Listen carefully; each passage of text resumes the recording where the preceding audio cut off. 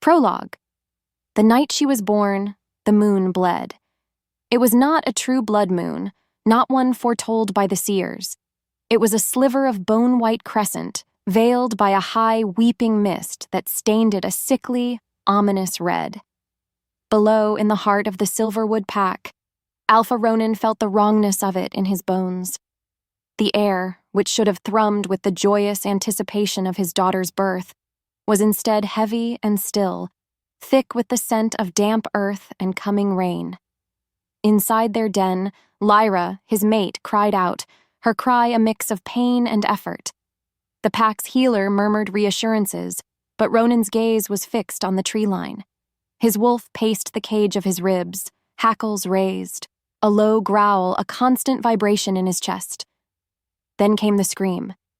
It wasn't Lyra, it was a sentry. The sound was cut short, replaced by a wet, guttural choke that was swallowed by the oppressive silence. "They are here," Ronan breathed, the words turning to vapor in the cool air. Rogues. He didn't wait for a second cry. He shifted, bones breaking and reforming in a fluid, agonizingly swift transformation. Fur the color of dusk bristled over powerful muscle. He was out of the den and moving towards the border before the pack alarm. A mournful howl echoed through the valley. The attack was unlike any he had ever faced. These were not starved, desperate loners. They moved with the chilling coordination of a war party, their eyes glowing with a feral, unified purpose. They bypassed the warrior barracks, ignoring the pack's strength, and drove like a spear tip straight for the Alpha's den. Straight for Lyra, straight for his unborn child. Ronan met them in a clash of fang and claw, a whirlwind of righteous fury. He was an Alpha defending his heart, and he tore through their ranks. But for every one he felled, two more took its place.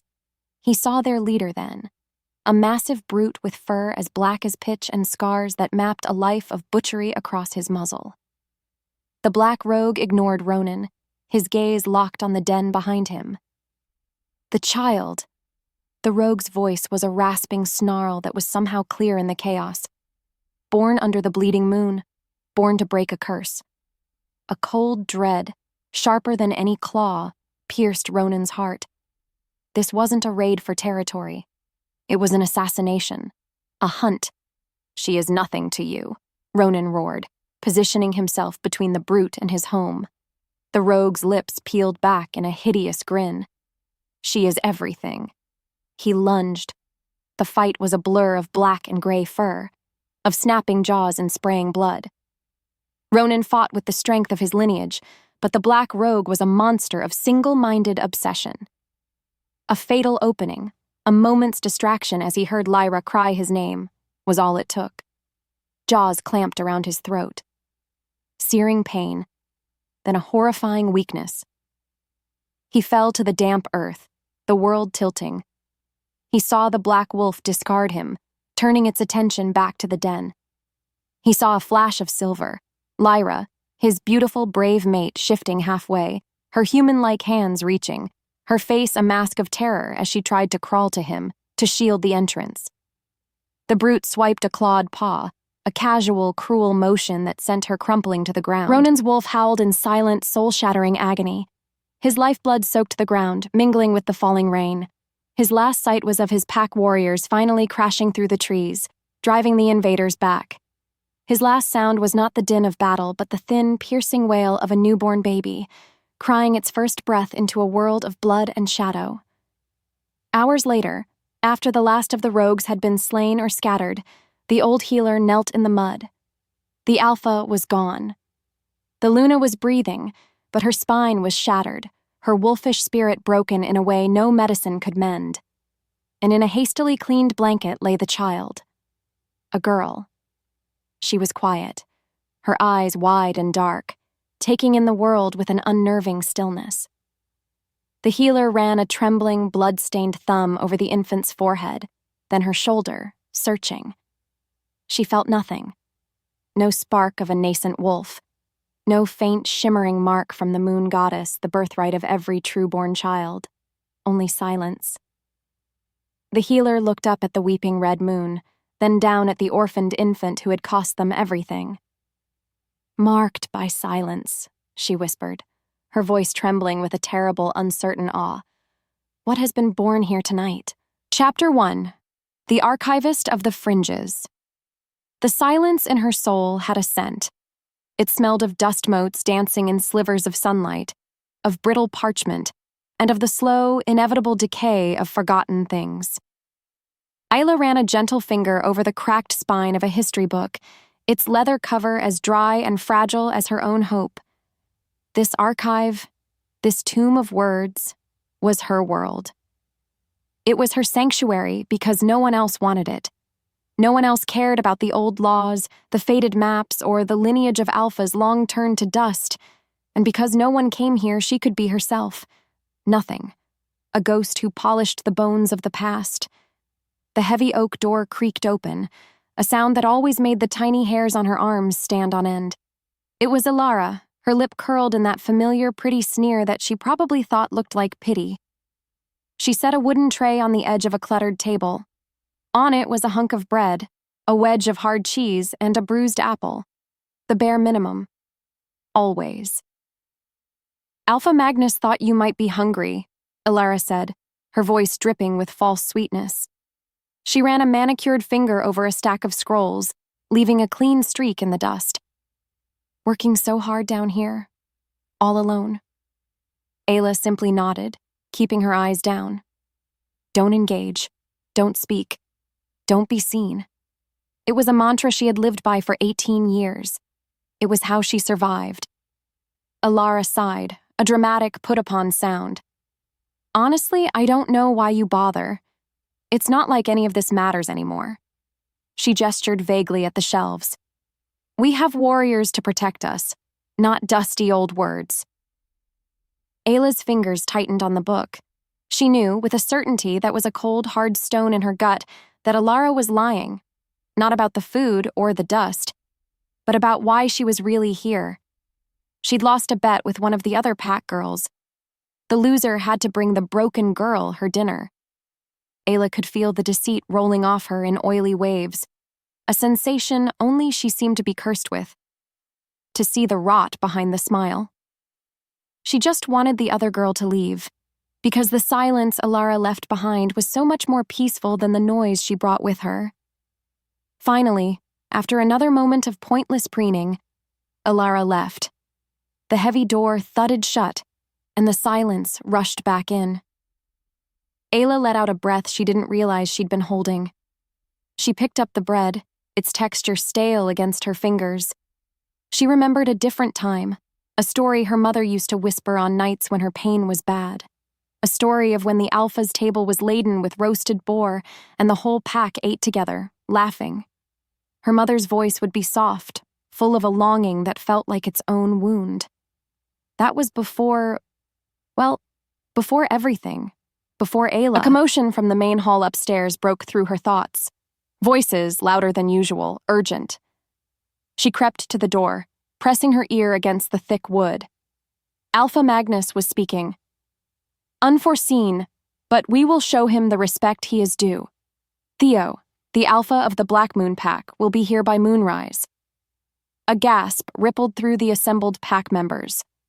Theo, the beast of the north, a thrill of something cold and sharp, something that wasn't quite fear, shot through Ayla. Suddenly, another voice cut through, lower, more hurried. Cade, the head warrior. Alpha, my patrol confirmed the northern ridge is secure. Not a single rogue track for miles. His passage will be safe. And there it was again, that cold, hard stone of certainty in her stomach. A lie. It was so clear, so potent, it almost had a taste. Cade was lying. Why? Why would he lie about something like that? The question hung in the air, a hook snagging in the fabric of her quiet, dusty world, threatening to pull it all apart. This was the kind of information that got people killed. And for the first time in a long time, the silence she had wrapped herself in felt less like a shield and more like a cage. Chapter 2. The Beast of the North pain was a language Theo understood. It was a currency, a tool. Right now it was the screech of his warrior's bones snapping back into place as Theo held him down. his own massive form a cage of unyielding muscle. The warrior Yorn grit his teeth, sweat beading on his brow. "It is set." Theo grunted, his voice a low rumble like stones grinding together. He released him. "Get to the healer." Yorn scrambled to his feet, bowing his head in a gesture of pained respect. "Alpha." He limped away without another word. Theo stood alone in the center of the training ring, his chest bare and glistening, his breath coming in steady, controlled clouds in the frigid northern air. His pack was strong, disciplined, loyal. They were all of those things because they were afraid of him. He knew it. He cultivated it. Fear was a wall, high and thick, and it kept everyone out. It kept him in. His beta, Darius, approached, his footsteps measured. Unlike the others, Darius's eyes held no fear, only a weary, familiar understanding. "You broke his arm in 3 places, Theo. He'll be out of the rotation for a month." "Then he will learn to keep his shield up," Theo replied, grabbing a cloth to wipe the sweat from his neck. "The rogues we hunt won't be so forgiving." "We're not hunting rogues tomorrow," Darius reminded him, his tone carefully neutral. "We're playing diplomat. Alpha Magnus of Silverwood has confirmed our arrival." Theo's hand paused. Silverwood, a small, unremarkable pack, but strategically important because of their position bordering the unclaimed lands. They were weak, led by a weak alpha, and therefore a potential problem, or a potential asset. Let's hope he's not as tiresome as his letters. "He has a reputation for being traditional," Darius said. "He might press the issue of an alliance, of you finding a Luna." A snarl, low and involuntary, escaped Theo's lips. Luna. The word was like ash in his mouth. It tasted of betrayal. It tasted of honeyed wine and a knife in the dark. It tasted of her. He shoved the memory down, locking it away in the dungeon of his mind where the rest of his demons lived. "The beast does not need a Luna," he bit out. "This pack needs strength, not sentiment." Darius didn't flinch. They are not mutually exclusive. Theo turned on him, letting a fraction of the monster that lived behind his eyes bleed through. The air crackled. "This discussion is over." Darius gave a stiff, short nod. He knew how far he could push. He was a good beta because he understood the boundaries.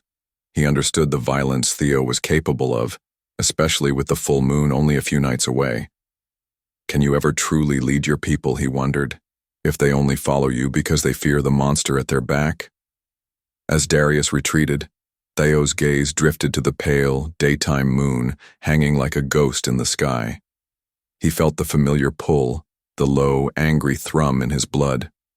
It was a constant companion, the rage of the beast. A curse passed down his bloodline, a feral madness that rode him during the cycle of the moon, turning him into little more than a weapon of pure destruction. He had learned to aim it, to point it at his enemies, but he never, ever controlled it. That control was a lie he sold to his pack, to his enemies, to himself. The truth was, every full moon was a roll of the dice. One day, he feared, he wouldn't be able to tell friend from foe. One day the wall of fear he'd built might not be enough to protect them from him. The only thing worse than being a monster was being a monster who was completely and utterly alone with his curse. Chapter 3. An unforeseen stillness. The great hall of the Silverwood pack felt like a trap. The air was thick with the cloying scent of roasted meats, spilled wine, and something else. A sharp, metallic tang of collective anxiety. Ayla felt it pressing in on her, a physical weight on her shoulders. She shouldn't be here. She was a creature of dust and silence, and this room was all noise and nervous laughter. But Alpha Magnus had summoned her himself, demanding she retrieve the original Northern Ridge Treaty, a display of historical legitimacy, he'd called it. A pointless peacock display, she'd thought. She clutched the heavy scroll to her chest, its familiar weight a small anchor in a turbulent sea. Her goal was simple: deliver it, melt back into the shadows, disappear. Then he walked in. The room didn't fall silent. In fact, the nervous chatter seemed to grow louder, faster, like the frantic chirping of birds spotting a hawk. But for Ayla, all sound ceased. It was as if the world had suddenly been encased in glass. Alpha Theo was immense, not just in stature, though he towered over every other wolf in the hall, but in presence. He moved with a predatory grace that made a mockery of the finery he wore. Power radiated from him, a dark, crackling energy that promised violence. His eyes, the color of burnt gold, swept the room with bored indifference, until they landed on her. The breath caught in her throat. For one heart-stopping second, the entire world narrowed to the space between them. And something impossible happened. The hollow space in her chest, the place where her wolf should have been, pulsed. It was faint, a phantom limb remembering its purpose, a single, deep thrum of a forgotten drum. It was terrifying. It was wonderful. She felt a connection so profound, so sudden, it was like a physical shock. It must have been a shock for him, too. Because as their eyes held, the hard, brutal mask on his face faltered. A flicker of something. Confusion? Surprise? The restless, snarling energy that clung to him like a shroud suddenly settled. The noise in him went silent. The silence in her gained a pulse. It was over in a second. She broke eye contact, her heart hammering against her ribs like a trapped bird. She stared at the floor, her cheeks burning. What was that? It wasn't the fated mate bond the elders always spoke of. That was supposed to be a feeling of euphoric completion. This was something different, something raw and strange and elemental. Later, clutching her scroll, she heard him speaking to her alpha. His voice was a deep baritone that vibrated right through the floorboards. The treaty is a formality. My father took the Northern Ridge as payment for services rendered during the Rogue Wars, Theo stated, a hint of dismissal in his tone. Before she could stop herself, the words were out of her mouth, quiet but clear in a momentary lull. That's not true. The hall went dead quiet. Every eye turned to her. The ghost.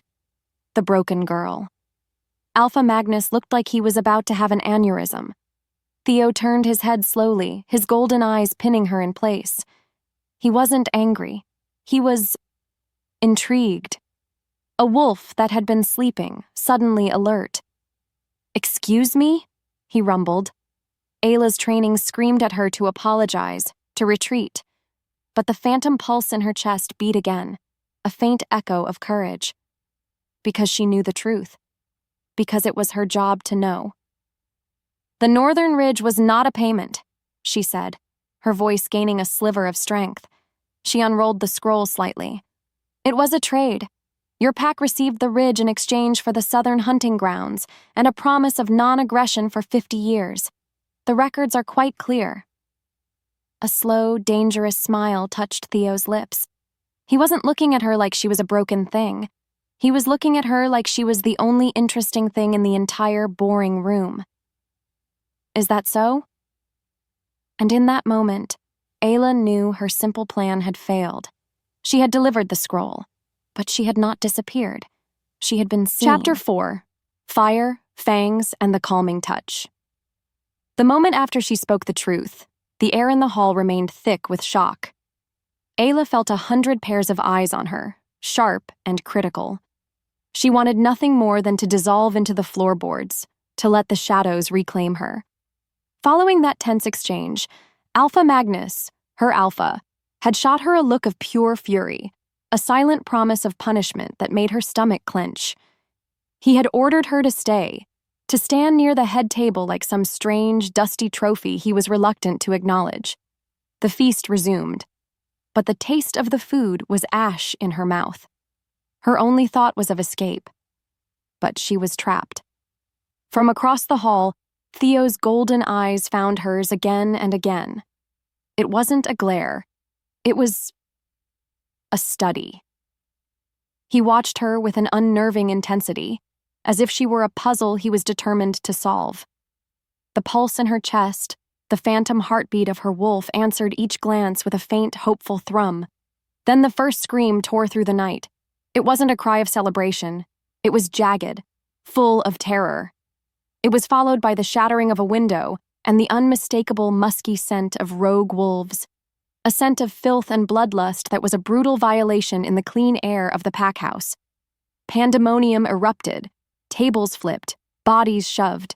Wolves shifted in panicked, partial transformations, their clothes tearing as claws and fur sprouted. Ayla was knocked to the ground, the scroll flying from her hands. She used her small size to her advantage, crawling under a table as the sounds of battle, the wet tear of flesh, the snap of bone, the roar of enraged wolves filled the world. Her heart hammered against her ribs. This is it. This is Cade's lie. She scrambled out the other side, her only goal to get back to the safety of her archive. But a rogue, its fur matted and its eyes glowing with a sick yellow light, blocked her path. It lunged. She threw herself to the side, her shoulders slamming into the stone wall. Pain flared. The rogue snarled, saliva dripping from its jaws, and cornered her. This was it. This was the end. She closed her eyes. A sound like a thunderclap ripped through the hall. The moment the scent hit him, the beast roared to life. It was a feeling Theo knew well. The red rage, a firestorm in his blood that burned away everything. Thought, reason, control. There was only the hunt, the threat, the kill. He shifted, not with the pained awkwardness of the other wolves, but in one seamless, brutal explosion of power. His bones didn't just break, they detonated and reformed, stretching him into something vast and terrible. He was a monster of nightmare. A hulking black beast twice the size of any other wolf, with claws like daggers and eyes that burned like embers from hell. Grrrl. The sound was a promise of death. He moved through the chaos, a force of nature. Rogues that seemed formidable a moment before were swatted aside like flies. He was faster, stronger, more vicious. His world was a symphony of violence, a glorious, terrible song of ripped throats and broken spines. He was in his element because this was all he was good for. He was a weapon, nothing more. Then he saw her. The little archivist, the quiet girl with the defiant eyes, pinned against the wall by a greasy-looking rogue, and the red rage focused. It funneled into a single white-hot point. Mine. The thought wasn't his. It belonged to the beast. He crossed the hall in two impossible bounds, a blur of shadow and fury. He didn't just kill the rogue, he annihilated it, a terrifying display of dominance that made the other invaders pause in their slaughter. For a moment, they saw what true fear looked like. But the rage wasn't done. The scent of blood was everywhere. The need to kill was still burning. The beast turned, its massive head lowering, those hellfire eyes fixing on the next closest thing. On her. He took a step forward, a guttural snarl building in his chest. He saw her flinch, but she didn't scream. She didn't run. She raised a trembling hand and touched his cheek. The firestorm stopped. Just like that. The roaring inferno in his soul was doused, leaving behind a silence so profound it was almost painful. The red faded from his vision. He could feel the soft, cool press of her palm against his fur. He could smell the scent of old paper and a faint, clean fragrance that was just her. The beast didn't vanish. It was still there, a coiled serpent of power. But it was quiet, watchful, focused entirely on the small, impossible creature who had tamed it with a single touch. What was she? Chapter 5. Whispers and a Dangerous Dawn. Following the battle, the Great Hall was a scene from a nightmare. The living moved like ghosts among the dead, their faces pale with shock. The metallic tang of blood was so thick Ayla could taste it on the back of her tongue. After her impossible moment with the beast, with Theo, he had shifted back, his powerful form stark and human in the torchlight. He had simply stared at her for a long moment before turning to command his own warriors, his voice rough as he barked orders to secure the perimeter. He hadn't spoken a word to her. Now, Ayla felt more alone than ever before. Her previous isolation was a comfortable cloak of invisibility. This new loneliness was a spotlight. The whispers followed her as she tried to help the healers, her hands shaking as she tore strips of cloth for bandages. Saw it with my own eyes. he was going to tear her apart. And she just touched him?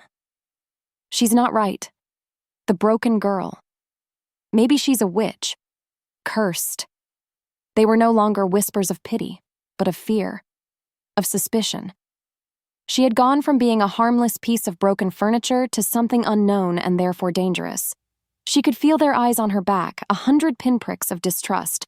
Her own alpha, Magnus, wouldn't even look at her, his face a mask of pinched fury and fear. She was an anomaly he couldn't control, and it terrified him.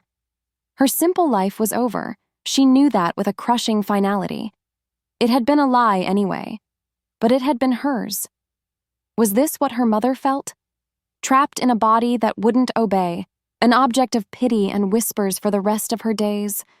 The thought was a shard of ice in her heart. She had to get away, to think, to understand the phantom pulse that had beat in time with the beast's rage. She slipped out a side door, needing the cold night air to clear her head. The chill felt good, real. It cut through the fog of shock.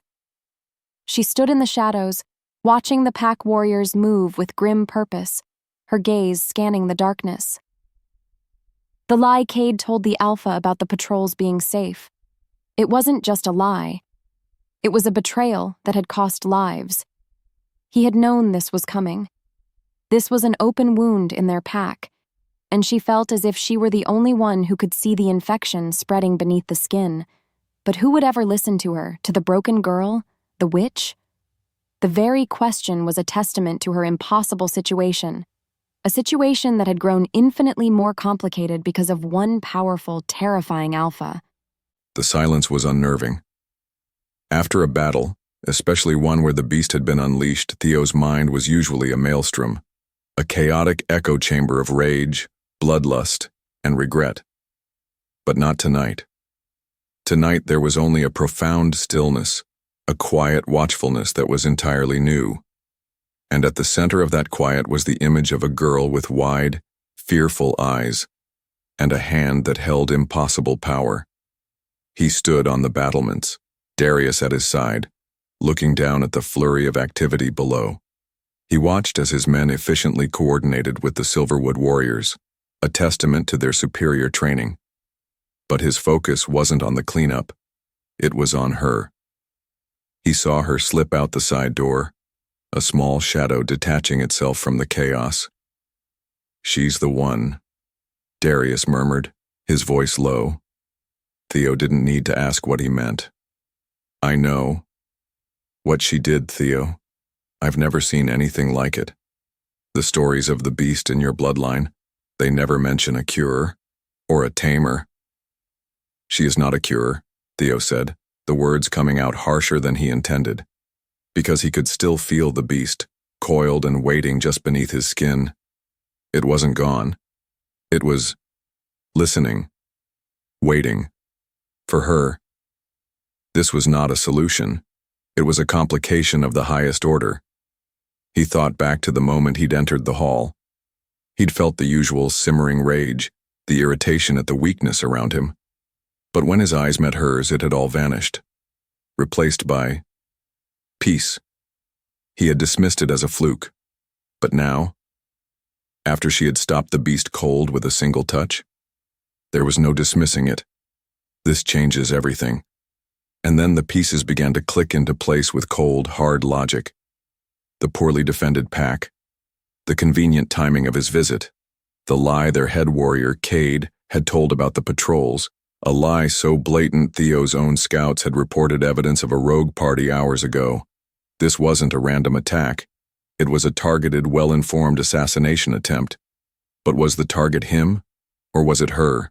A chilling thought occurred to him. What if they knew? What if someone else knew about her strange ability and wanted her for themselves, or wanted her dead before she could be used by him? He looked down at the courtyard again, at the pack members who were now staring at Ayla with a mixture of awe and terror. He saw the greedy look in Alpha Magnus's eyes. He saw the fear. They wouldn't protect her. They would either lock her away or sell her. She was a prize or a threat, and either one was a death sentence. He couldn't leave her here because his enemies would come for her. Her own pack would betray her. The beast inside him stirred, not with rage, but with a possessiveness that was absolute. Leaving her behind was not an option. Chapter 6. A claim of protection. The dawn brought with it a fragile light that did little to warm the cold stone of the great hall.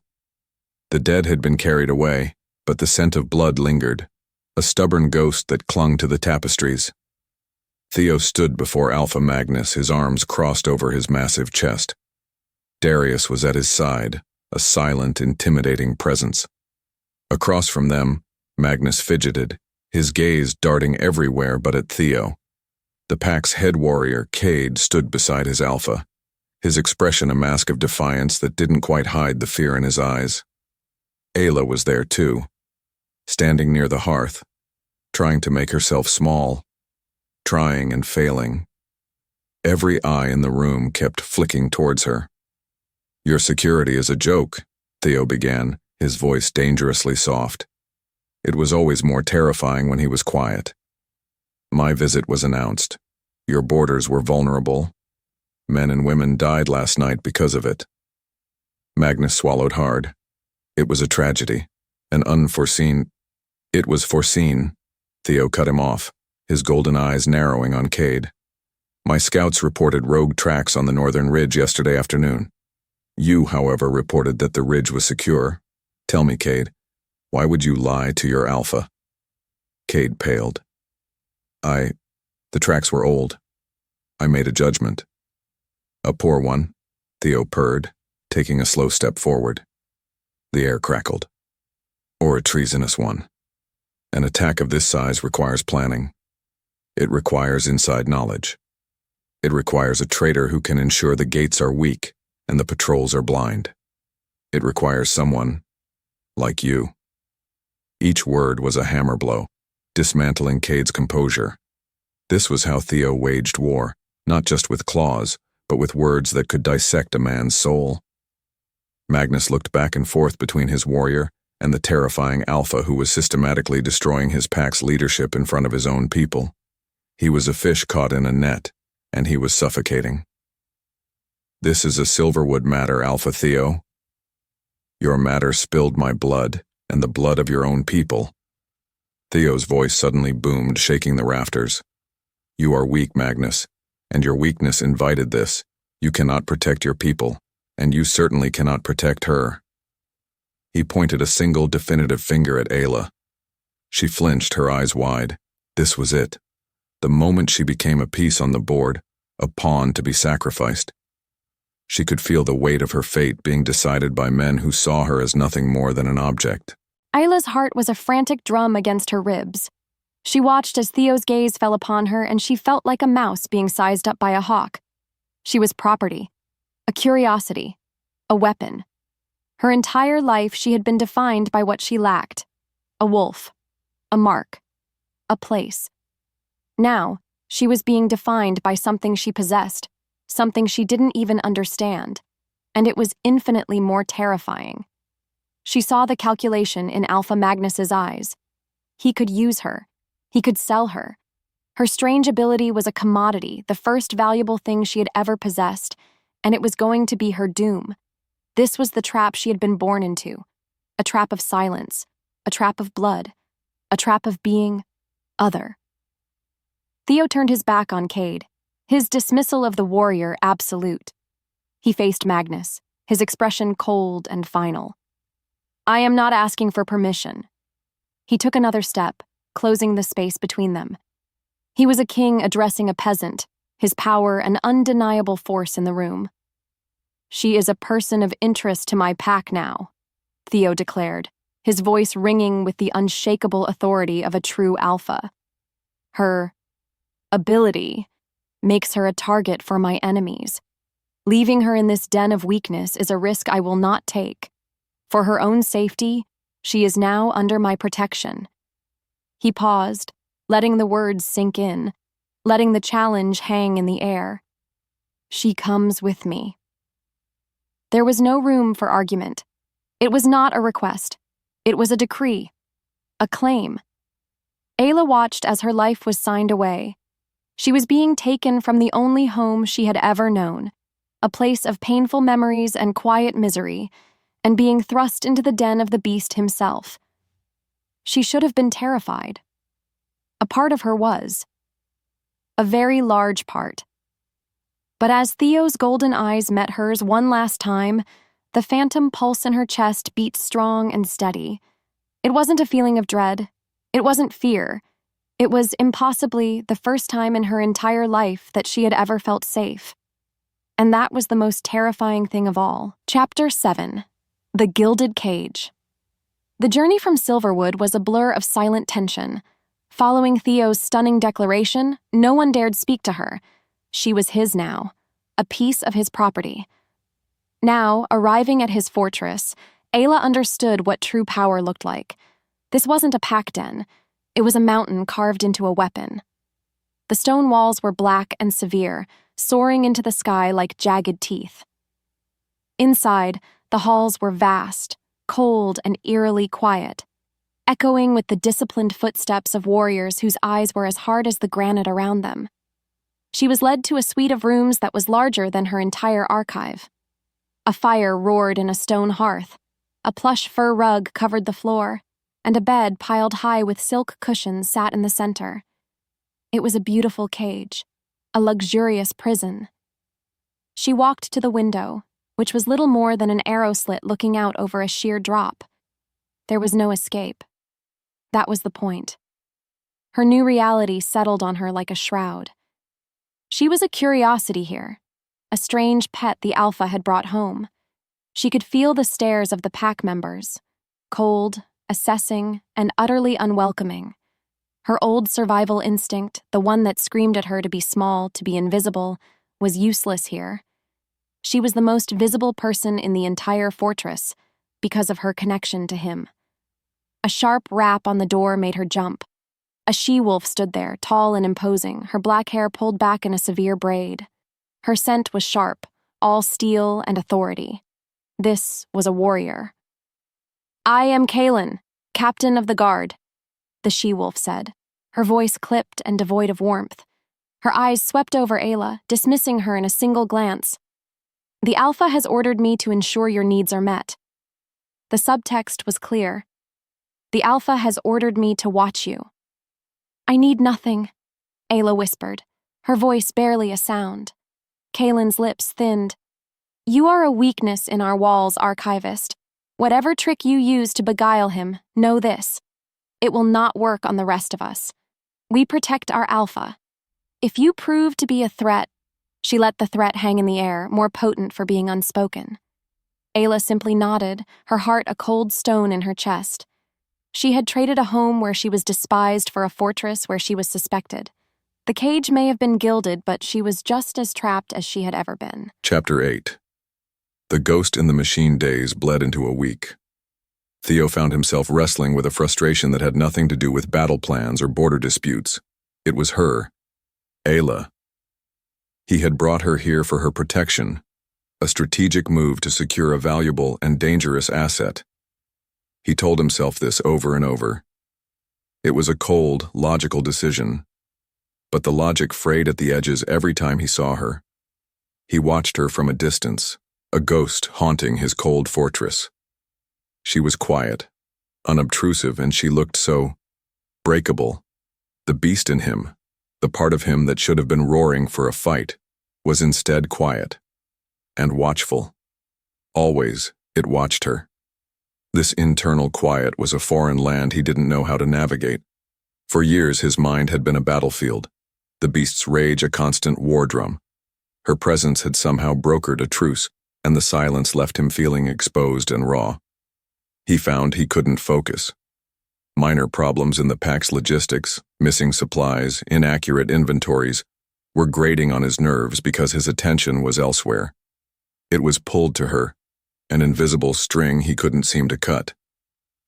One evening, seeking refuge from his own thoughts, he went to his private library, a place no one but he ever entered, and found her there. She was surrounded by scrolls and ledgers, a smudge of ink on her cheek. She hadn't heard him enter. Her entire being was focused on the papers in front of her, her brow furrowed in concentration. For the first time, he didn't see a broken, frightened girl. He saw a scholar, a thinker. He saw a strength that had nothing to do with fang and claw. "What are you doing in here?" he asked, his voice rougher than he intended. She jumped, her eyes flying to his, wide with alarm. I'm sorry, Alpha. The door was unlocked. I was just organizing." She gestured to the neat stacks of scrolls she'd created. He stepped closer, his shadow falling over her. He glanced at the ledger she was studying. It was the winter supply manifest. "You find it interesting?" "There are errors," she said, her voice barely a whisper. "Small ones. A few missing crates of salted meat here. 5 pelts unaccounted for there. It's been happening for months. It looks like mistakes. But the mistakes always benefit whoever is on watch at the southern depot during the last quarter of the moon cycle." Theo went still. He stared from the ledger to her. His captains, his quartermaster, none of them had seen this. They looked for armies and invasions. They didn't see the ghost in the machine. But she did. Because she had spent her entire life in the shadows, learning how to read the stories that no one else bothered to see. Chapter 9. The Pressure Point. His discovery of her in the library changed things. Following her quiet revelation about the supply manifests, Theo looked at her with a new, unsettling intensity. He had dealt with the thieving guards quietly and efficiently, but now he seemed to see her as more than just a strange artifact he'd collected. He saw her as a tool, or a weapon, and weapons needed to be understood. That was why she was now standing in the center of the training ring, the hard-packed dirt cold beneath her thin shoes. Warriors circled the ring, watching, their faces a mixture of curiosity and scorn. Theo stood before her, stripped to the waist, his powerful torso covered in the faint, silvery lines of old battle scars. "I need to know what you are," he said, his voice flat. There was no warmth, no comfort. That night, something happened. I need to see it again. "I don't know how," she pleaded, her voice trembling. "I didn't do anything." "You did something," he insisted, beginning to circle her like a predator. "My wolf does not simply stop. There is power inside you, Ayla. It's sleeping, useless. Wake it up." His words were whips, stinging her with the old shame of being broken, of being wolfless. He wanted her to fight, but fighting wasn't in her nature. Survival was, and survival meant being still, being small. "I can't." Grrrl. A low, frustrated sound rumbled in his chest. "Then I will make you." He lunged. It wasn't a true attack, just a feint, but it was so fast, so aggressive, that she cried out and stumbled backward, falling to the dirt. Laughter rippled through the watching warriors. Humiliation burned in her cheeks. "Get up," Theo commanded. She did, her body trembling with a mixture of fear and a new, unfamiliar anger. He came at her again, and again she scrambled away. He was toying with her, pushing her, prodding at her deepest insecurities. "Is this all you are?" He goaded her, his voice a low taunt. "A frightened mouse? The girl who hides in the dust? Your parents died for you. Show me you were worth the price." That did it. The mention of her parents, the source of all her pain, all her guilt, was a key turning in a lock she didn't know existed. A dam inside her broke. A guttural scream ripped from her throat, raw and full of 18 years of pain. It wasn't just a sound. It was power. A wave of pure, crackling energy erupted from her body, a visible ripple in the air. It slammed into Theo, sending him stumbling back. It threw Ayla to the ground. The world went white, then dark. When her vision cleared, she was lying on the ground, the world silent save for the ragged sound of 2 people breathing. Theo was on top of her, his heavy body pinning her down, his hands planted in the dirt on either side of her head. His face was inches from hers, his golden eyes wide with shock, with awe, and with something else. Something hot and hungry, that made the air between them burn. Chapter 10. Shelter from the storm. The air between them since the training session had been a live wire, humming with unspoken words and the ghost of her power. Following that explosive moment, Theo had pulled away as if burned, his face a mask of stone. But something had shifted. He no longer looked at her like a nuisance, but like a puzzle he was dangerously close to solving. That was why, he'd claimed, he was taking her on a patrol into the northern mountains, to test her endurance. She knew, however, it was a test of something more. The weather turned with a sudden, vicious speed only mountains could produce. The sky, once a brilliant, cold blue, became a churning cauldron of bruised purple clouds. Wind howled like a hungry wolf, driving pellets of ice that stung her cheeks. They found shelter in a shallow cave, little more than a crack in the rock face, as a full-blown blizzard descended, erasing the world in a swirl of white. The cold was a physical thing. It crept into her bones, stealing her strength, making her teeth chatter uncontrollably. She wrapped her arms around herself, but it was useless. From his position by the cave mouth, Theo watched her, his expression grim. "This is not good." "I'm fine," she stuttered, the lie absurd. He let out a frustrated sound, a mix of a sigh and a growl. "You're turning blue. Your foolish pride will get you killed." Before she could protest, he crossed the small space. He was a mountain of heat and power. "Move." He sat behind her, pulling her back against his chest, wrapping his arms and his cloak around her. It was like being pressed against a furnace. Heat soaked into her, chasing the worst of the chill away. But it was replaced by a different kind of tremor.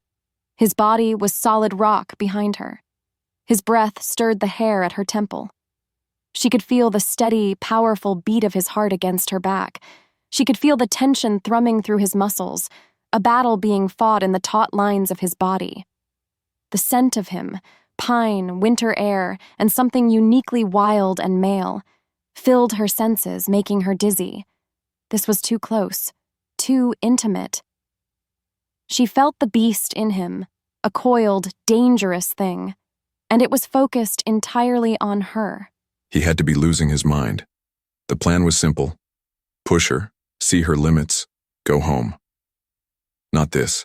Not trapped in a cave with her pressed against him, her scent driving him to the brink of madness. The beast was a clawing, snarling thing in his chest. Mine, take, mark. It was a primal chant he had to fight with every ounce of his will, because he knew that giving in would not be gentle.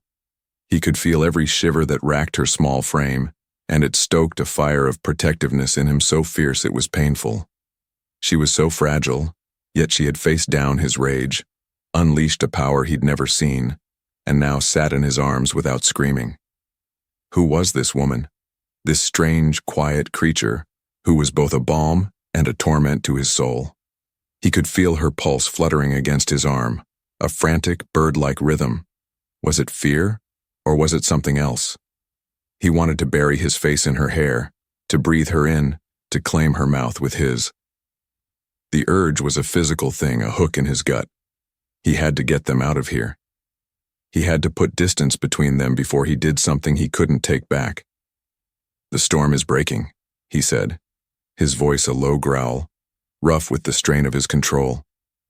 It was a lie, but a necessary one. He pulled away from her abruptly. The loss of her warmth was instant and sharp, leaving both of them colder than before. She stared at him, her lips parted, her eyes wide and confused in the dim light. He turned his back on her, staring out at the raging snow, his knuckles white where he gripped the rock. "You're not ready," he muttered, more to himself than to her. "You're not ready for what I am." And he wasn't ready for what she was making him want to be. Chapter 11. Unspoken Histories. The tense silence that followed them down the mountain was heavier than the snow had been. After their return to the fortress, Theo had dismissed her with a curt nod, but the memory of his body, of his heat, of the raw battle he was fighting within himself, lingered on her skin. The near miss in the cave had cracked something open between them, a fragile vulnerability that neither knew how to handle. Later that night, a summons came. Not to the training grounds or the Great Hall, but to his private study. A room of leather-bound books, crackling firelight, and heavy oak furniture. It smelled of him. He was standing by the fire, a glass of amber liquid in his hand, his expression unreadable. For a long time he just stared into the flames. "The beast," he said finally, his voice low and strained. "It is a curse, passed down my father's line. Every full moon. I lose myself. The rage takes over. I remember nothing afterwards, only flashes. Blood. Screaming. They call it a blackout." Ayla stood frozen, listening. This was a confession, a baring of the soul she never expected. He was giving her a piece of his pain, and it was a fragile, dangerous gift. "My father couldn't control it," he continued, his back still to her. "He became a tyrant, ruled by his fear of the moon. I challenged him. I had to. I took his throne because I thought I was stronger, that I could control it, but I can't. I can only aim it." He finally turned to face her, and his golden eyes were filled with a bleakness, a loneliness so profound it stole her breath. "The last woman I trusted. She tried to use it. To use me. She wanted my power, and she was willing to see my pack burn to get it." This was his deepest wound, the reason for the walls, for the snarling defense. Because love, for him, had been a weapon turned against him. Suddenly, the fragments of her own past, the whispered stories from her mother and the scraps of lore from the archives, clicked into place. "The prophecy," she breathed. "I found a reference once. It spoke of a cursed line, a beast born of shadow, and a guardian, born of silence, meant to be its balance." His eyes widened, the bleakness replaced by a flicker of stunned disbelief. "A guardian?" "It said the guardian wouldn't be a warrior," she said, her voice gaining strength as the pieces connected. "They would have no fated mate mark from the moon goddess, because their soul was already bound to another. They would either tame the beast or be destroyed by it." The air crackled with the weight of their shared history, a story written in 2 different books, finally being read aloud in the same room. Chapter 12. A Beast's Declaration. The revelation of the prophecy hung between them, a fragile, terrifying bridge. A guardian. The word echoed in the silence of Theo's mind. It was a mad hope, a foolish dream he didn't dare entertain. Yet, it explained everything. The stillness he felt, her power, their impossible connection. It also painted a target on her back so large it was visible from the heavens. He had to protect her. He had to understand her. Before he could process it further, however, the world intruded. Darius entered, his face grim. "Alpha Valerius of the Stonefang Pack is here. He says the matter is urgent." Valerius. An arrogant, ambitious alpha known for his cunning and cruelty. The timing was suspicious. Theo's protective instincts went on high alert. He found Valerius in the great hall, preening before the hearth. Ayla, who had followed him from the study, lingered near the doorway, a nervous shadow. "Theo?" Valerius greeted him with a smile that didn't reach his cold, calculating eyes. "I have a proposal, an alliance. My warriors and your wealth. We could dominate the northern territories." "I'm listening," Theo said, his voice a flat, dangerous calm. Valerius's gaze slid past Theo, landing on Ayla. He looked her up and down with an insulting, dismissive air.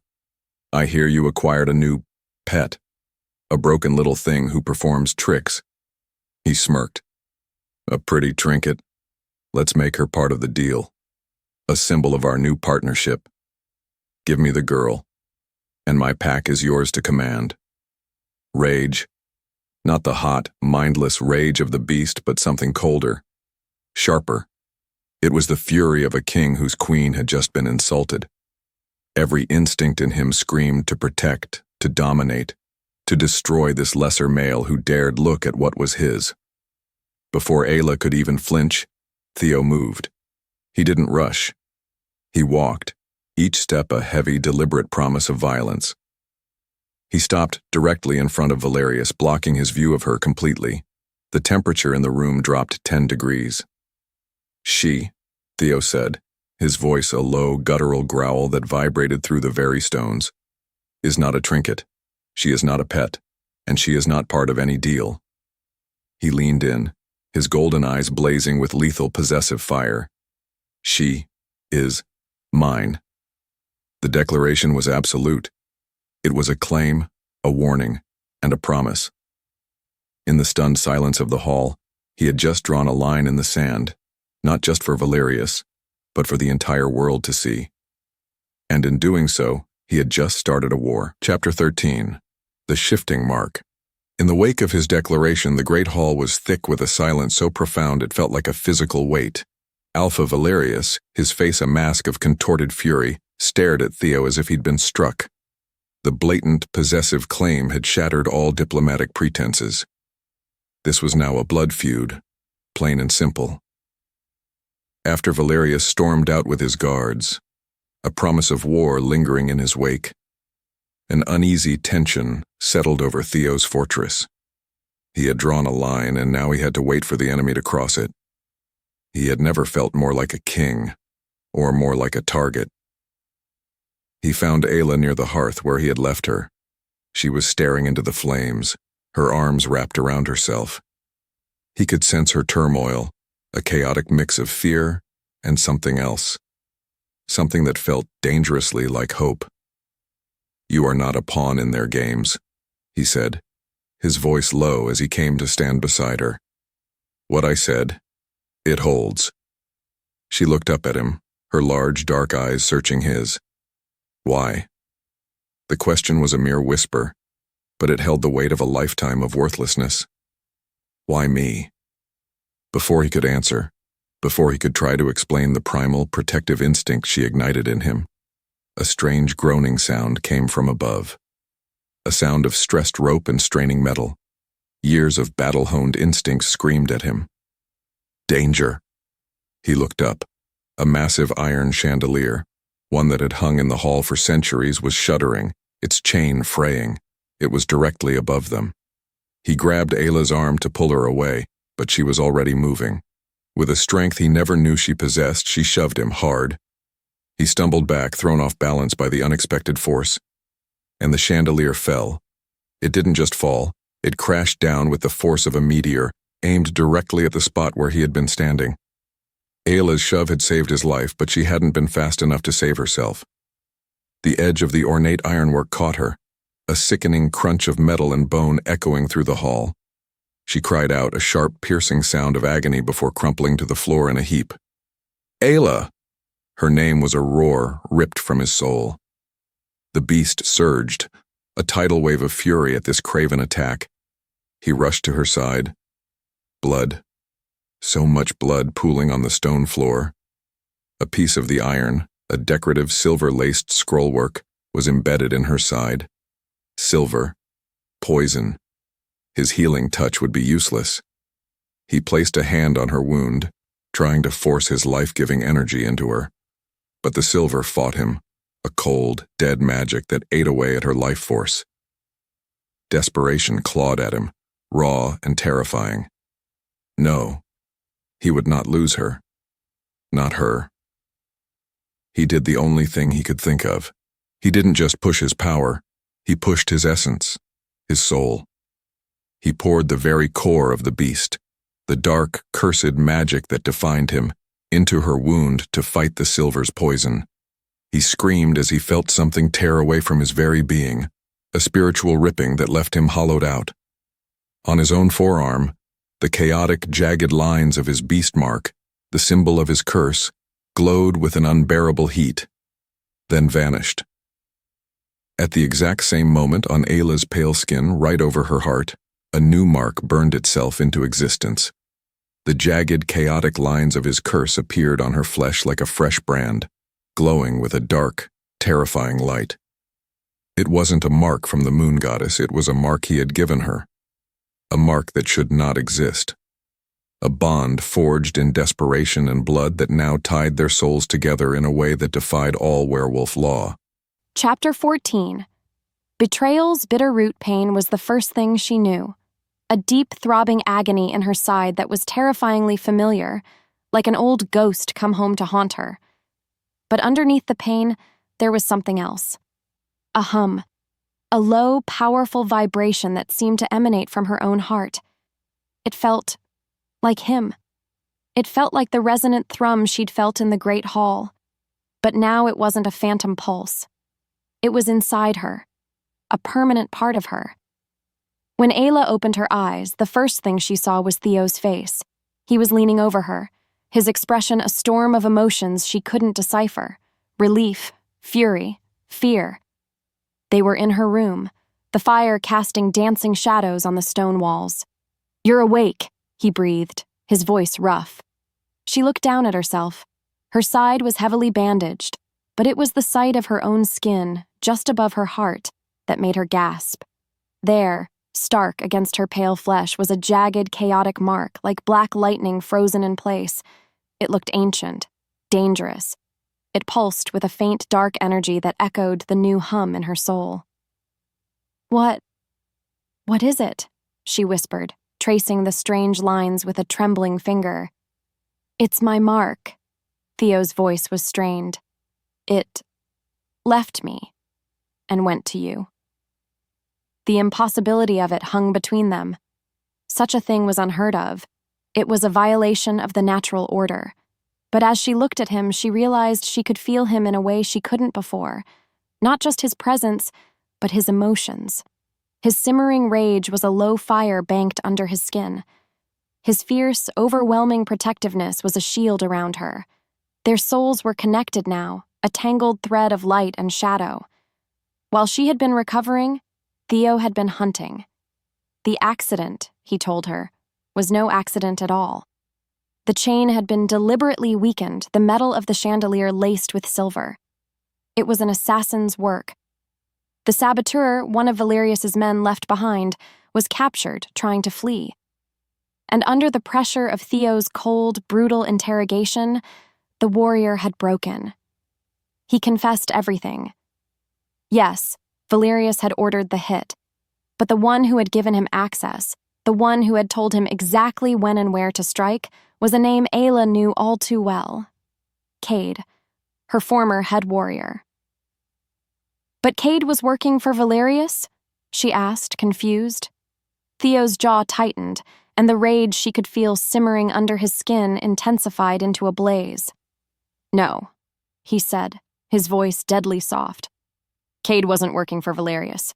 He confessed who he was truly loyal to, the one who wanted you dead from the very beginning, because he knew the whispers of the prophecy. He feared what you might become." Ayla's blood ran cold. She knew the name before he even said it.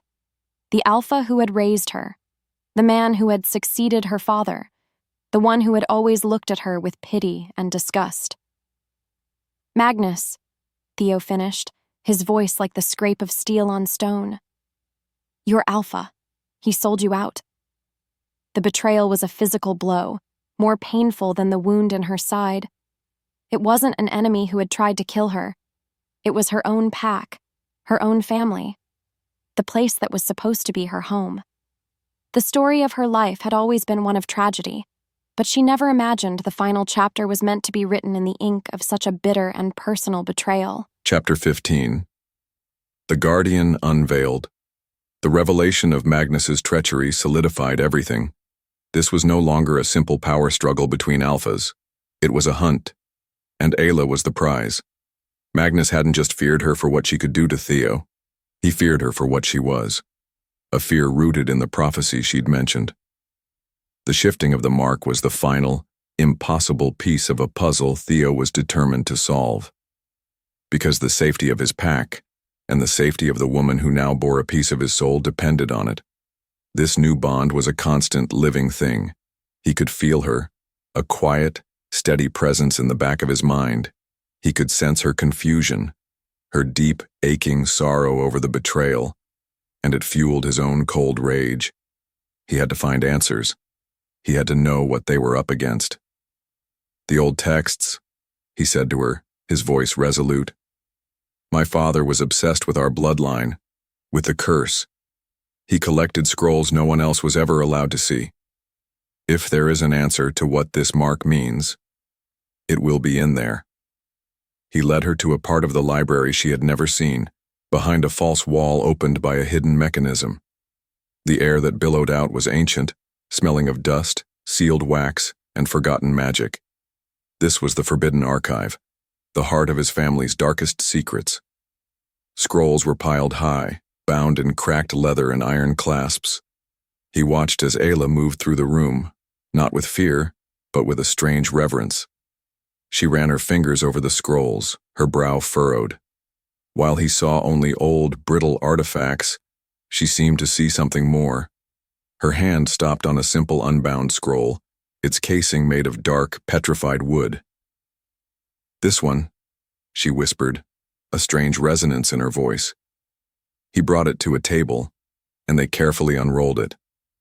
The script was archaic, faded almost to invisibility. He could barely make out a word. "I can't read this." "I can," she said, her voice filled with a quiet awe. She leaned closer, her finger tracing the lines, and as she touched the parchment, the faint letters seemed to glow with a soft, silvery light, visible only to her. The words flowed from her lips, translating a history that had been lost for millennia. She spoke of two ancient lines, intertwined by fate. One was the line of the beast, cursed by a vengeful Fey queen to carry a spirit of rage within their blood.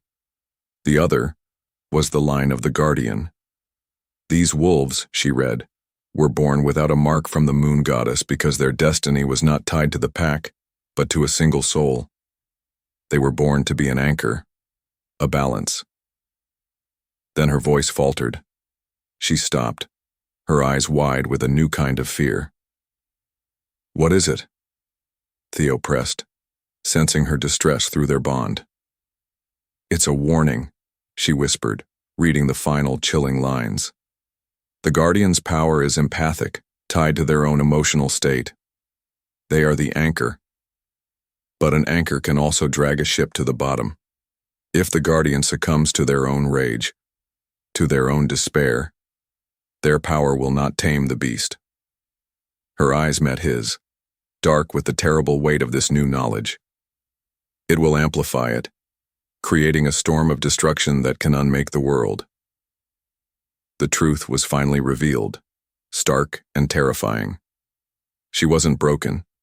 She was a force of nature, an equal and opposite power to his own. And the mark on her skin wasn't a curse or a gift. It was the key that could either lock the beast in his cage forever, or unleash a monster far greater than the world had ever known. Chapter 16. The blood moon rises. The air itself felt sick. From the highest parapet of the fortress, Ayla watched the moon climb the sky, a swollen crimson orb that painted the world in shades of blood and rust. It was the blood moon, a time of myth and madness, and its malevolent light seemed to press down on them, suffocating the very air. Beside her, Theo stood rigid as a statue, his knuckles white where he gripped the stone battlement. She didn't need to see his face to know the war he was waging within himself. She could feel it through their bond, a roaring, clawing inferno of rage that threatened to burn through his humanity. The beast was screaming to be let out, and the moon was its master. "I can feel you," she whispered, reaching out to touch his arm. His skin was fever hot. "I can help you fight it." He flinched away from her touch as if it were fire. "No," he growled, his voice a low, guttural thing that was more beast than man. "You don't understand. This isn't like before. The moon. It owns this part of me. Stay away from me, Ayla. That is the only way you can help." His rejection was a physical blow, but she understood the reason for it. He was trying to protect her from himself. His fear was a bitter taste she could feel on her own tongue.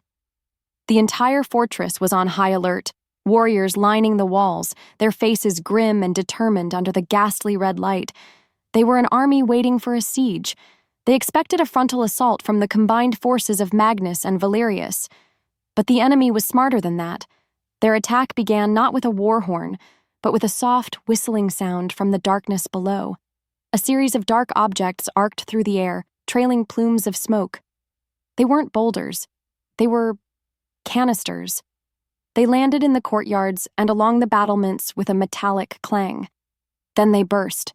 A thick, greenish-yellow gas erupted from them, heavy and acrid. It billowed outwards, a creeping, unnatural fog that smelled of bitter herbs and decay. Wolfsbane.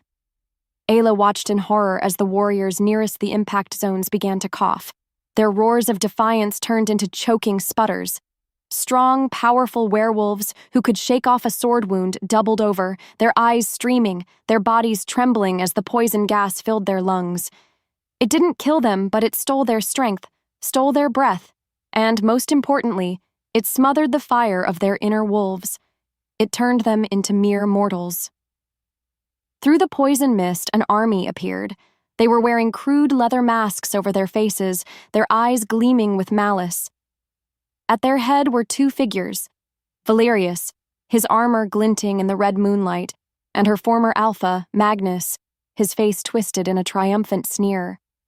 They had planned this perfectly, because they knew Theo's greatest strength was also his greatest weakness.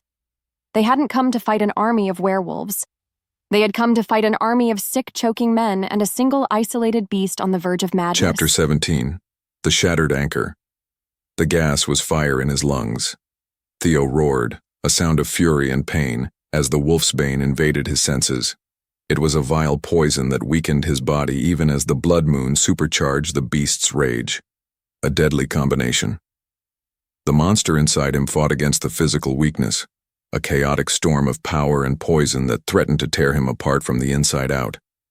He could feel his control, already stretched thin as a spider's thread, beginning to snap. He saw his warriors falling, choking, their legendary strength sapped by the insidious green fog. Through that fog, the enemy advanced, their silver-laced blades gleaming. Valerius and Magnus had turned the fortress from a stronghold into a tomb. "To me!" Theo bellowed, his voice carrying over the sounds of coughing and panic. "Fight!"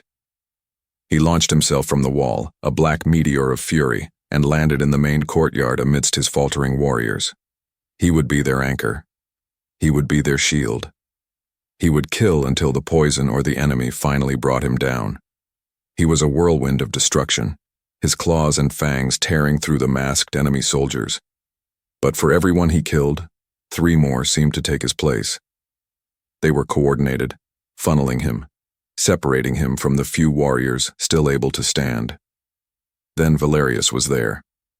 The alpha of the Stone Fang pack moved with a smug, serpentine grace, a long, silver-tipped spear in his hands. "The great beast of the north," Valerius mocked, circling him, brought low by a puff of smoke. "You should have given me the girl, Theo. I would have let you keep your pathetic life." Theo didn't waste breath on a reply. He lunged. The beast was screaming for blood, for the kill. But the wolfsbane made him clumsy. His movements were a fraction too slow. Valerius was quick, dancing away from his attacks, using the long reach of the spear to keep him at bay. He was hurting him, tiring him out. Theo feinted left, then spun right, finally getting inside the spear's reach. He slammed Valerius to the ground, his jaws snapping inches from the rival alpha's throat. But it was a trick. As Theo lunged for the killing bite, Valerius twisted, driving the butt of the spear into Theo's ribs. The pain was immense, but it was the follow-up strike that ended it. Valerius swung the spearhead around, dragging the silver tip across Theo's flank. White-hot agony. The silver didn't just cut, it burned. It sizzled. It poisoned his very soul. And the last thread of his control snapped. The world dissolved into a sea of red. The face of Valerius, the sounds of battle, the scent of his own pack. It all vanished. There was no Theo. There was no Alpha. There was no thought. There was only the beast, a mindless engine of pure, undiluted rage, trapped in a cage of poisoned, burning flesh. The last flicker of his consciousness was a single, terrifying image. Isla, run. Then only darkness and the endless roaring fire. He no longer knew friend from foe. All he knew was the unquenchable thirst for destruction. Chapter 18. A Curse of Two. She watched from the parapet as Theo fell. She saw the flash of silver, heard his roar of pain morph into something else entirely, a sound of pure, mindless fury. When he rose again, his golden eyes were gone, replaced by two pits of burning red. He was gone. The man who had held her, the alpha who had claimed her, the soul who had shared his secrets with her. He was buried beneath an avalanche of raw, untamed power. He threw Valerius aside like a doll, and then turned, not on the enemy but on one of his own warriors who had stumbled too close. The horror was absolute. The pack's anchor had become the tidal wave that would drown them all. "No," Ayla breathed, her hands flying to her mouth. She could feel him through their bond, through the mark over her heart. But it wasn't him. It was a chaotic storm of agony and rage, a hurricane of sensation with no eye, no center. There was nothing to hold on to, but the prophecy. The warning from the ancient scroll echoed in her mind. The guardian is the anchor. She had to try. She was the only one who could. Ignoring the panicked shouts of the warriors around her, she ran. She flew down the stone staircases, her feet barely touching the steps, her focus narrowed to the monstrous black form creating a whirlwind of death in the courtyard below. She shoved her way through the chaos, through the choking gas and the terrified screams of the dying. "Theo!" she cried out, but her voice was swallowed by the din. She closed her eyes, focusing on the hum of the mark, the thrum of their connection. She remembered the stillness she had brought him before. She remembered the peace. She reached for that feeling, that sense of calm, and tried to push it through the bond with all her might. "Come back to me. Be still. I am here." For a moment, she felt it connect. She felt the raging storm of his soul touch her power. But she was afraid. The terror of the battle, the despair of seeing him fall, the stench of death, it was all inside her. And her power, the ancient magic of the guardian, was tied to her emotions. She wasn't projecting calm. She was projecting her own terrified, grieving heart. It was like pouring gasoline on a fire. The beast's rage didn't subside. It exploded. A wave of dark energy, his power amplified by her own, erupted from him. His roar shook the very foundations of the fortress. He grew larger, his muscles twisting, his fur bristling with raw, dark magic. He was no longer just a beast. He was a catastrophe. A hand gripped her shoulder, and she turned to see the cruel, triumphant face of Magnus, his eyes gleaming. "Do you see now, girl?" he sneered, his voice cutting through her shock. "This is your true nature. You don't tame the beast. You are a curse that empowers it. You are not his savior."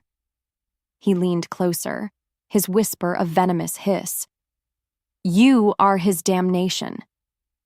She looked from Magnus's hateful face to the monster she had just unleashed, a creature of unimaginable power now turning that power on its own home. And in that moment, her spirit shattered. He was right. The prophecy was a lie. Her parents hadn't died to bring a savior into the world. They had died giving birth to a second curse, a broken key for a broken lock. Her deepest, most secret fear was true. She was not the cure. She was the disease. And everything was lost. Chapter 19. The Anchor in the Storm. Despair was a cold, smooth stone. It settled in her belly, heavy and final, as Magnus's words echoed in the ruin of her soul. "You are his damnation." She was on her knees in the dirt and grime of the battlefield, the sounds of slaughter a distant, meaningless roar. He was right. Everything she touched, she broke. Her birth had broken her family. Her existence had broken her pack's peace. And now, her touch, her very essence, had shattered Theo's last defense and unleashed this apocalypse. The beast, amplified by her own tainted power, was a hurricane of black fur and red rage, and she was the fool who had tried to command it. Magnus stood over her, his face a mask of righteous victory, raising a silver dagger to finish the curse he believed she was. She barely registered it. What was one more death in a night full of it? What was her life worth when it had only ever caused pain? In that moment of absolute surrender, as she closed her eyes to wait for the end, something pierced through the noise. It came through the bond, the mark over her heart that was now a conduit for the raging storm. But beneath the chaos, beneath the endless screaming rage of the beast, was something else, a flicker, a tiny, terrified pulse of pure, undiluted Theo. And his terror wasn't for himself. It was for her. Even lost in the abyss, a part of him was still trying to shield her, to protect her. The sensation was so unexpected, so powerful, it was like a lightning strike to her soul. It jolted her back from the edge. A memory surfaced, unbidden. Her mother, her face pale with pain, but her eyes bright with love, telling her a story on a long, sleepless night. "An anchor isn't meant to stop the storm, my little wolf," she had whispered, her voice a fragile comfort. "That's impossible. An anchor is meant to hold the ship steady inside the storm, to keep it from being dashed against the rocks. It doesn't fight the waves. It finds its hold in the bedrock and lets the storm rage around it." The memory was a key, a revelation so simple and yet so profound it rewrote her entire world. She had been trying to stop the storm. She had been trying to fight the beast, to silence his rage, to cure his curse. She had believed her purpose was to be the light that banished his darkness. But the prophecy didn't say cure. It didn't say erase. It said balance. She wasn't meant to be his cure. She was meant to be his anchor. She wasn't supposed to fight the storm. She was supposed to hold him steady within it. She didn't need to project calm at him. She just needed to be calm with him, to accept the rage, the darkness, the beast as a part of him, and love it just the same. To show him he wasn't alone in the hurricane.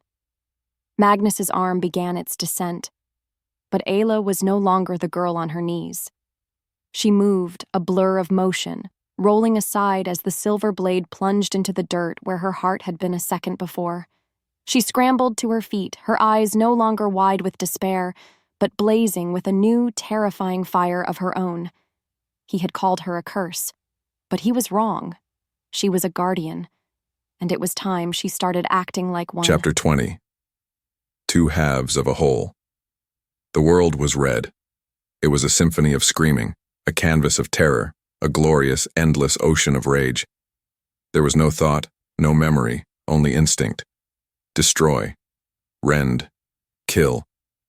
The power thrumming through the beast's form was immense, more than he had ever felt before.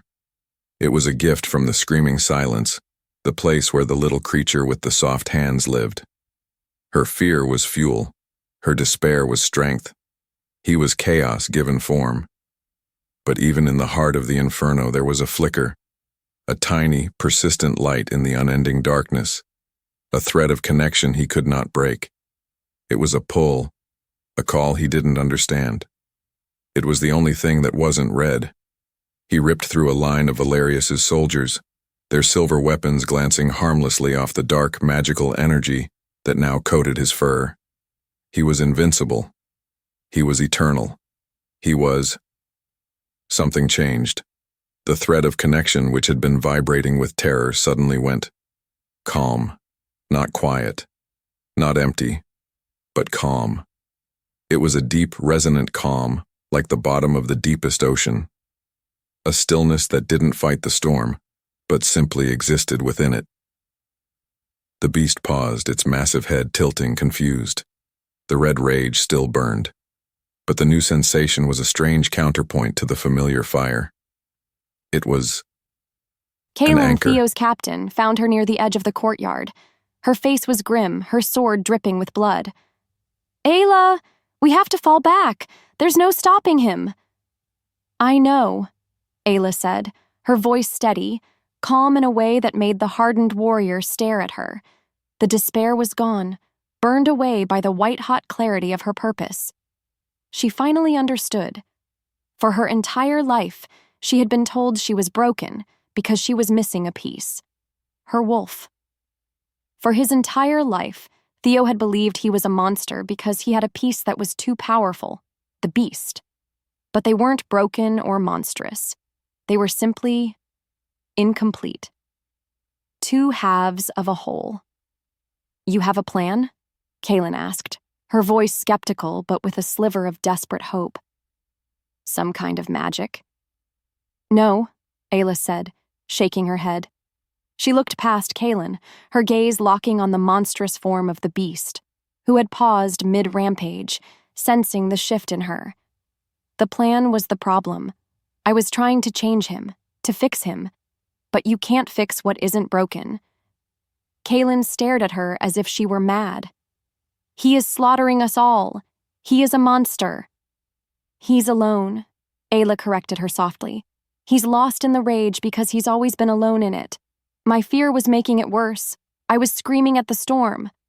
A new fierce resolve settled in her heart. She was done screaming. "I am not going to fight him, Kaylin. I'm going to him. I won't let him be alone in there anymore." Without another word, she began to walk. She left the relative safety of the parapet and stepped out into the open courtyard, onto the blood-soaked stones, her path leading directly to the heart of the destruction. Directly Chapter to him. 21. The Guardian's Path. Each step was a lifetime. The world seemed to slow down, the chaotic sounds of battle fading into a distant roar. All that mattered was the path ahead, paved with the bodies of the fallen and the terror of the living. Ayla walked, her back straight, her head held high. She was no longer the ghost of the archives, the broken girl who hid from the world. She was a woman walking toward her destiny, and her destiny was a raging monster under a bleeding moon. A collective gasp went through the courtyard. Friend and foe alike paused their fighting, their attention captured by the insane sight of a lone, unarmed she-wolf walking calmly toward the amplified beast. "Stop her!" Valerius bellowed from across the courtyard. "Kill her!" Several of his soldiers broke away, charging towards Ayla.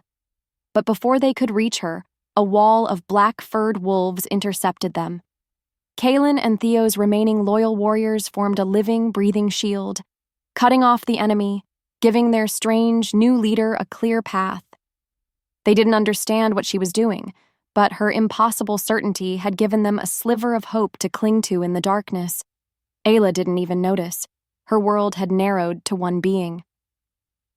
The beast stood over the body of a fallen warrior, its chest heaving, dark energy steaming from its fur. It turned its head, and its burning red eyes, devoid of all reason and recognition, locked onto her. This was the ultimate test. The warning from the scroll was clear. If she faltered, if she let her own fear take root, she would doom them all. She had to be the anchor. She had to find her hold in the bedrock of her own soul. She closed her eyes for a single heartbeat, shutting out the carnage around her. She focused on the bond, the living thread that connected her to him. She remembered the feeling of his arms around her in the cave, the shared warmth, the unspoken pain. She remembered the look in his eyes in the study, the profound loneliness that mirrored her own. She gathered up not just her courage, but her acceptance, her forgiveness, her love, all the things she had never been able to give herself, and she pushed it all through the bond. She didn't send a command. She didn't send a plea for calm. She sent only one simple, powerful truth. I am here. I see you, all of you, the man and the monster, and I am not afraid. I will not leave you. She opened her eyes. She was 10 feet away from him now. He was a mountain of snarling rage, a creature of pure destruction. He lowered his massive head and let out a roar that shook the very stones of the fortress, a sound of pure, untamed fury. He turned his full, terrifying attention onto her. And Ayla kept walking. Chapter 22. A Storm of Two Souls. The roar was the sound of the world ending. It tore from the beast's throat as it lunged, a black tidal wave of muscle and fury aimed directly at her. Time seemed to warp, stretching into an infinite, terrifying moment. The warriors on the wall cried out. Valerius laughed. Magnus smiled. This was it. The end of the Guardian, consumed by the very monster she was meant to tame.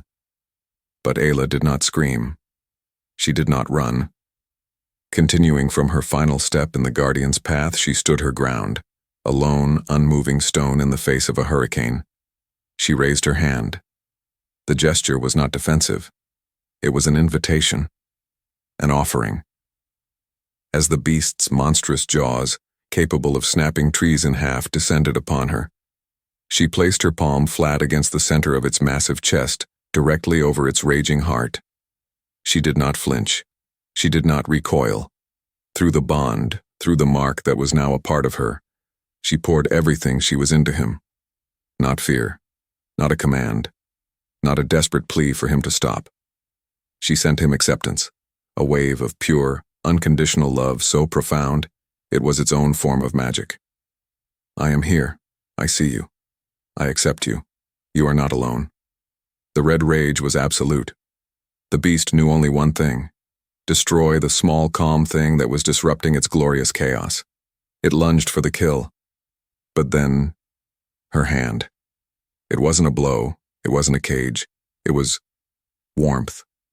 A profound, steady warmth that pierced the red haze, and with it came a feeling, a thought that was not its own.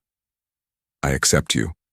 The words were a cool stream of water on a raging fire. The rage did not vanish. It didn't die. It did something far stranger. It coalesced. The endless, chaotic storm of fury suddenly found a center, a point of gravity. And that point of gravity was him, Theo. For the first time, the man and the monster were not at war. The red haze in his vision cleared, but the immense power, the crackling dark energy, remained. He looked through the beast's eyes, but it was his mind, his soul, that was in command. He could feel Ayla, her steady presence a rock in his soul. He was whole.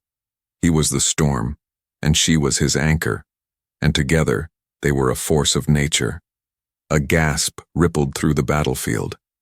The beast, which had been a creature of mindless destruction, had gone still under the girl's touch. But it wasn't defeated. It was changed. It straightened to its full, terrifying height. The dark energy around it no longer wild but controlled, coiling around its form like living armor. A shimmering silver aura bloomed from Ayla, a gentle light that intertwined with his darkness, wrapping around them both. She did not remove her hand. She was a part of him now, her calm gaze directing his immense power. The beast, no, Theo, turned his head. His eyes, still glowing but now sharp with lethal intelligence, locked onto Valerius. Impossible, Valerius breathed, taking a step back. Theo didn't give him a second step. He moved, not with the beast's wild abandon, but with the calculated speed of a master predator. He was a black thunderbolt crossing the courtyard in an instant. The fight wasn't a fight. It was a reckoning. Valerius's silver spear was batted aside like a twig. His warriors were thrown like dolls.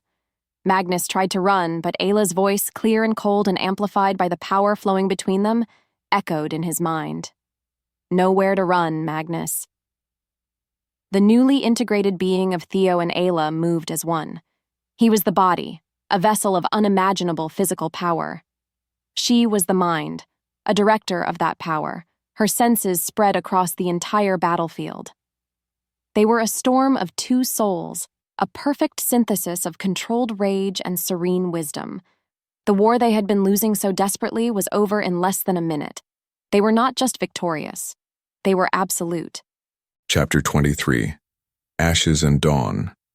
The silence that followed the reckoning was more profound than the noise of battle had been. The sun began to rise, its tentative golden fingers pushing back the ghastly red light of the blood moon, illuminating a scene of utter devastation. Theo's fortress was wounded, its stones blackened and broken, but it had held. His surviving warriors, battered and still weak from the wolfsbane, slowly picked themselves up, their expressions a mixture of exhaustion, grief, and pure, unadulterated awe. They stared at their alpha and the strange, quiet girl who stood beside him, her hand still resting on his chest, their combined auras of silver and shadow slowly fading. Theo shifted, the massive form of the beast receding in a smooth, painless transformation that left him standing tall and whole, the silver wound on his flank already closing. He felt settled. The constant, snarling rage at the back of his mind was gone, replaced by a deep, rumbling power that was now his to command. It listened to him because it was anchored to her. He turned his gaze to Ayla, and the love and reverence he felt for her was so immense it was a physical ache in his chest. She had not run from his monster. She had embraced it and given him back to himself. Valerius and a trembling, pathetic Magnus were dragged before them, thrown to their knees on the blood-stained stones. Valerius spat on the ground. "Kill me and be done with it, beast, you've won." Theo's gaze was cold steel, but he didn't look at Valerius. He looked at Ayla. This betrayal was born of fear of her. This justice was hers to deliver. "What is their fate, Ayla?" All eyes turned to her. She was no longer the broken girl, the ghost of the archives. She stood before them, her simple clothes torn and stained, her face smudged with dirt, and yet she possessed more authority than any alpha in the room. She stepped forward, her gaze locking onto Magnus, the man who had been her alpha, her protector, the man who had sentenced her to a life of misery before trying to end it. She remembered all the years of loneliness, of being called broken and wolfless. She remembered the fear of being nothing. And she knew his punishment. "Death is a mercy, and you deserve none," she said, her voice quiet but ringing with a power that made every wolf, including Theo, stand a little straller. "You feared me because I was different. You wanted me dead because you could not control me. Your greatest fear was a world without the order you understood." She knelt before him, forcing him to meet her gaze. "So that is your sentence. You will live in a world without order, without a pack, without a home." She placed her hand on his forehead. A flicker of her silver guardian energy flowed into him. Magnus screamed as he felt his connection to his inner wolf, his connection to the pack bond, wither and die. It was a fate worse than death for any werewolf, to be made human, an outcast for all time, forever denied the community and spirit he had tried to destroy. "You are broken," she said, her voice devoid of malice, a simple statement of fact. "And you will live with it." She stood and turned her back on him, walking to Theo's side. He wrapped an arm around her, pulling her close. In the light of the new dawn, amidst the ashes of their battle, they were no longer just an alpha and his ward. They were two rulers, two halves of a whole, their judgment passed and their new reign begun. Chapter 24. Forged by choice. 6 months later, the fortress was no longer a tomb of black stone, but a thriving heart. The scars on the walls had been repaired, and the scars on the pack had begun to heal, replaced by a new kind of strength, a new kind of loyalty. It was a loyalty born not of fear but of reverence for the two souls who now led them. From his place on the rebuilt battlements, Theo watched the setting sun paint the sky in strokes of orange and purple. A gentle peace settled over him, a feeling he had once thought impossible. The full moon was rising, a perfect, serene orb of silver, and for the first time in his life, he felt no dread. Only a quiet hum of power, a familiar energy that was now a part of him, not a separate, raging entity. Ayla came to stand beside him, leaning her head against his shoulder. He wrapped his arm around her, pulling her into his warmth.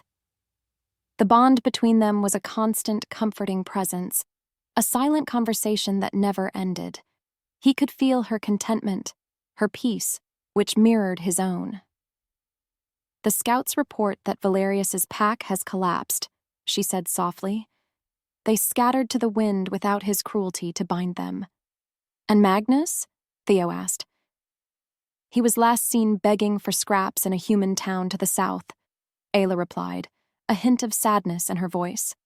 "A man with no name, no home, no spirit. He has his punishment." Theo looked down at her, at the quiet strength in her profile, at the jagged, beautiful mark that lay over her heart. It was a perfect match to the one that had reappeared on his own arm, no longer a symbol of a curse, but a testament to their bond. She had not cured him. She had done something far more profound. She had completed him. She had taught him that the beast was not a monster to be caged, but a power to be balanced. She was his anchor, his heart, his wisdom. She had transformed from the ghost of the archives into the soul of his pack. Her quiet observance had become keen insight. Her empathy had become a source of immense power. She was more of a Luna than any goddess-chosen wolf could ever be, because her position wasn't granted by fate. It was forged in fire. "Do you ever miss it?" he asked, his voice a low rumble. "The silence?" Ayla smiled, a genuine, radiant expression that still made his heart ache with love. She placed a hand on his chest, right over his steady heart. "There is no silence anymore," she whispered. "There is only music." He leaned down, capturing her lips in a kiss that was full of unspoken promises. It was a kiss of gratitude, of partnership, of a love that had stared into the abyss and refused to blink. They were not fated mates, bound by a fickle goddess's whim. They were something rarer, something stronger. They were chosen mates, their destiny built not on prophecy, but on a choice made in the heart of a storm. Under the light of the peaceful moon, the beast and his guardian stood together, no longer broken, no longer cursed. They were simply home.